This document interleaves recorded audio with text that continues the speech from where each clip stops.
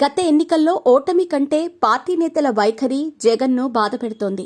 5 ఏళ్ల పాటు పదవులు అనుభవించి డబ్బులు సంపాదించిన నేతలు ఇప్పుడు కనిపించకుండా పోయారు.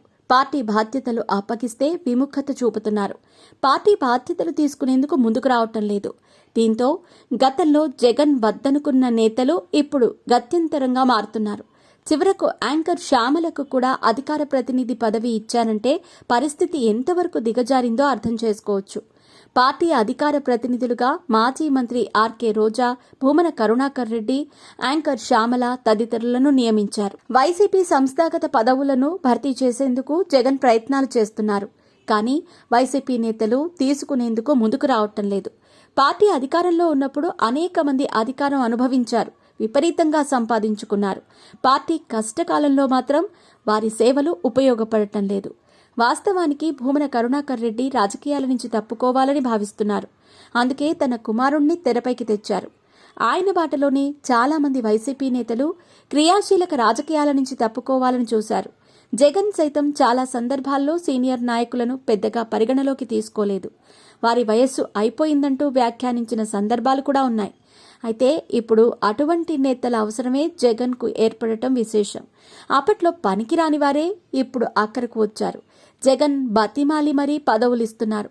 అప్పట్లో జగన్ అపాయింట్మెంట్ ఇవ్వని వారిని సైతం ఇప్పుడు అక్కున చేర్చుకోవాల్సిన పరిస్థితి ఏర్పడింది.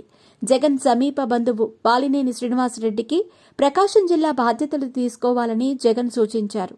కానీ అందుకు ఆయన విముఖత చూపారు. పైగా పార్టీ నుంచి బాలినేని బయటకు వెళ్లిపోవాలని చూస్తున్నారు. పెద్దిరెడ్డి రామచంద్రారెడ్డి లాంటి వారు అయిష్టంగానే పొలిటికల్ వ్యవహారాల కమిటీలో చేరారు. కానీ ఆయన పార్టీ కార్యక్రమాల్లో యాక్టివ్ అయ్యే అవకాశం లేదు. ఎప్పుడు ఏ కేసు ముంచుకొస్తుందోనన్న భయం వైసీపీ నేతలను వెంటాడుతోంది. జగన్ను నమ్మి అడ్డంగా బుక్కయ్యానన్న ఆవేదన పెద్దిరెడ్డి వంటి సీనియర్ నేతల్లో కనిపిస్తోంది. వైసీపీ పరాజయానికి సజ్జల రామకృష్ణారెడ్డి కారణమని పార్టీ నేతలు అనుమానిస్తున్నారు. ఆయనను పక్కకు తప్పించాలన్న డిమాండ్ ఉంది.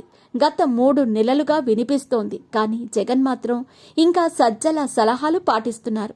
ఇది ఎంత మాత్రం సీనియర్లకు రుచించటం లేదు. అందుకే అధినేత బాధ్యతలు ఇస్తున్నా స్వీకరించే పరిస్థితి పార్టీలో కనిపించటం లేదు.